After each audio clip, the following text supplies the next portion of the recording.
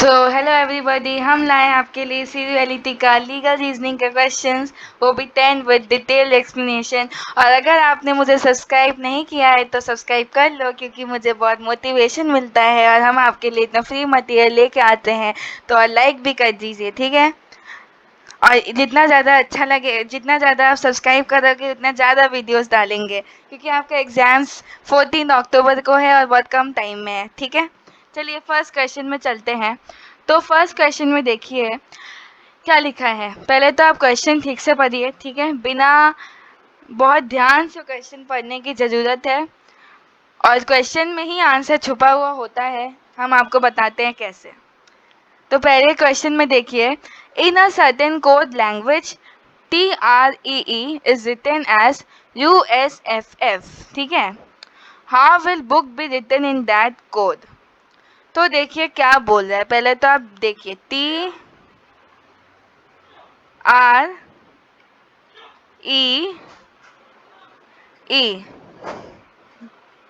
is written as USFF, ठीक है। तो how will book be written, तो बुक का देखिए BOOK कैसे लिखा जाएगा। तो पहले तो आप ये देखिए, एक्सप्लेनेशन में देखिए TU, देखिए T और U, ठीक है, अल्फ़ाबेटिकली। T के बाद U आता है, R के बाद S आता है, E के बाद F आता है, और फिर अगेन E के बाद F आता है, ठीक है। तो B के बाद क्या आएगा, C आएगा। O के बाद आएगा P, अगेन O के बाद P आएगा। K के बाद क्या आएगा, K के बाद आएगा L। तो इसका आंसर ऑब्वियस सा है, तो इसका आंसर है CPPL, ठीक है। तो that is option number A। Next question में चलते हैं। देखिए मैंने फिर लिखा भी है TU+1+1, तो +1 करके ऐड हो रहा है ना, तो लेटर में ऐड करोगे तो ऐसे आएगा। इस टाइप के बहुत क्वेश्चंस आते हैं, तो इस टाइप के क्वेश्चन मैंने करा दिया। सेकंड क्वेश्चन में चलते हैं, फाइंड द मिसिंग नंबर। ये तो बहुत कॉमन क्वेश्चन है, सब जगह आता है। तो इसका मैं आपको बता दूँ, तो देखिए 3, 6, 12, 24। तो इसका देखिए क्या हो रहा है, 3 इंटू 2 6 होता है। देखो 3 इंटू 2 6, ठीक है। 6 इंटू 2 12, रुको मैं लिख रही हूँ। 12 इंटू 2 24, ठीक है। और 24 इंटू 2 48, तो 48 आंसर है।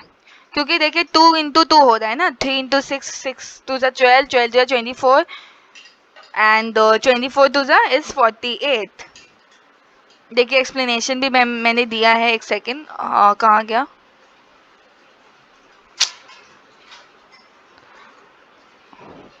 तो एक्सप्लेनेशन मैंने दिया है आपको,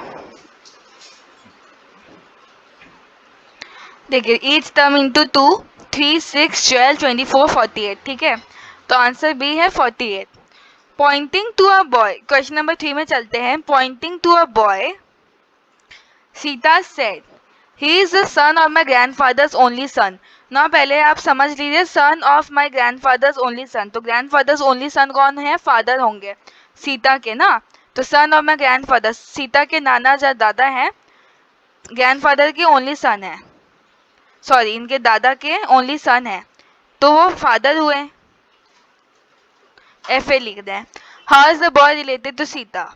तो जब वो बोल रहे हैं कि वो father, son of my grandfather's only son है, तो वो भाई होगा ना, क्योंकि सीता मतलब, हाँ सीता भाई हो, तो ए ब्रदर है। देखिए मैंने एक्सप्लेनेशन भी दिया है। ग्रैंडफादर्स ओनली सन फादर होते हैं, तो सन ऑफ फादर ब्रदर होते हैं, तो आंसर होगा ब्रदर। ये बहुत इजी सा था, और रिलेशनशिप वाले बहुत सारे क्वेश्चंस आते हैं। If A is the brother of B, B is the brother of C, and C is the father of D, then how is A related to D? तो इसको भी चलिए समझते हैं। पहले तो देखिए क्या लिखा है। लिखा है कि C है, फादर ऑफ D है, ठीक है। आप समझ जाइए, C फादर ऑफ D है, A है ब्रदर ऑफ C, चलिए एक बात लिख देते हैं, ए है बी का ब्रदर और B is the sister of C, और बी सिस्टर ऑफ सी है, सी फादर ऑफ डी है, तो then how is A related to D, तो दी अंकल होंगे। मैं एक्सप्लेनेशन में आते हैं। देखिए C is equal to father of D, मैंने बोला आपको, इसमें लिखा भी है सी फादर ऑफ दी है, तो ए है ब्रदर ऑफ सी, ए है सी का भाई,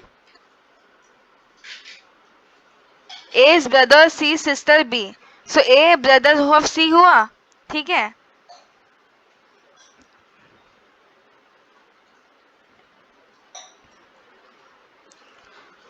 तो ब्रदर ऑफ फादर अंकल होते हैं, तो आंसर होगा अंकल, ठीक है। विच वन इज डिफरेंट, तो सर्कल, ट्राइंगल, रेक्टेंगल, क्यूब, तो ये ऑड वन आउट है, कौन डिफरेंट है, तो आंसर है देखिए आपका क्यूब आंसर है। क्यों, अब मैं बताती हूँ आपको, पहले एक टिक कर देते, डी क्यूब होगा। अब देखिए इसमें क्या लिखा है, circle and triangle and rectangle are 2D figures, तो ये तीनों 2D फिगर्स है और ये क्यूब आपका 3D फिगर है, ठीक है, तो इसीलिए वो डिफरेंट है। Arrange in meaningful order, nation, village, state, district, तो देखिए मैं आपको इसका आंसर बताती हूँ, पहले आप समझिए। तो पहले क्या आएगा, पहले विलेज आता है, फिर आएगा डिस्ट्रिक्ट, फिर आएगा स्टेट, फिर आएगा नेशन, ठीक है। मतलब 4, नहीं sorry, I am so sorry, पहले आया आपका 2, then 4, then 3, 1, 2 4 3 1 is the answer, ठीक है। आपको समझ आया क्यों, क्योंकि विलेज, डिस्ट्रिक्ट, स्टेट, नेशन छोटे से बड़े में जा रहे हैं ना, तो ये ऑप्शन ए होगा। नेक्स्ट में चलते हैं, या सो नेक्स्ट क्वेश्चन में चलते हैं। इफ C80, फिर से वही वैसे ही क्वेश्चन आया फर्स्ट जैसे, if C80 is equal to 24, B80 is equal to 23, then R80 क्या होगा। अब ये ना ऐसे दूसरा टाइप का क्वेश्चन है, आंसर है, मैं आपको बताती हूँ। देखिए एक्सप्लेनेशन में चलते हैं,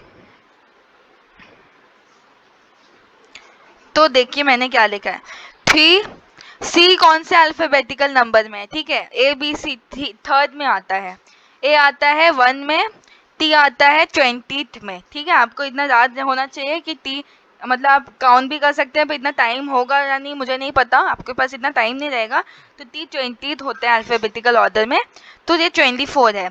B में देखिए क्या लिखा है, तो B 2 नंबर में आता है, A 1 नंबर में आता है, T अगेन 20 नंबर में आता है, तो 23 आता है, ठीक है।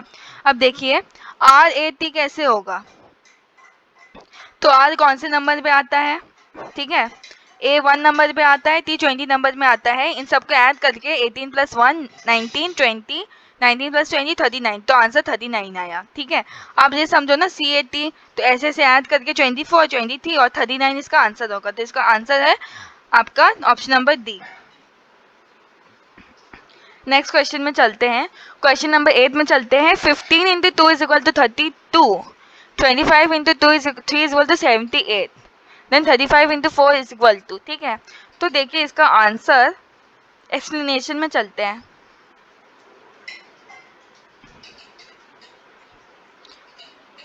तो पहले तो देखिए रूल क्या है, first number into second number plus 2। देखिए 15 × 2 30 + 2 हुआ 32, 25 × 3 75 + 3 78। देखो एक एक करके हो रहा है ना, 2 3 4 2 3 4 32 70। देखो रूल क्या है, first number into second number plus 2। और हम फिर से क्वेश्चन में चलते हैं, कहाँ गया, एक सेकेंड। देखिए इसमें देखिए 15 × 2 = 32, ठीक है, 32, तो 15 × 2 30 + 2 25 × ऐसे करके 3 75 + 2 35 × 4 + 2 हो जाएगा, तो इसका आंसर ऐसा आएगा।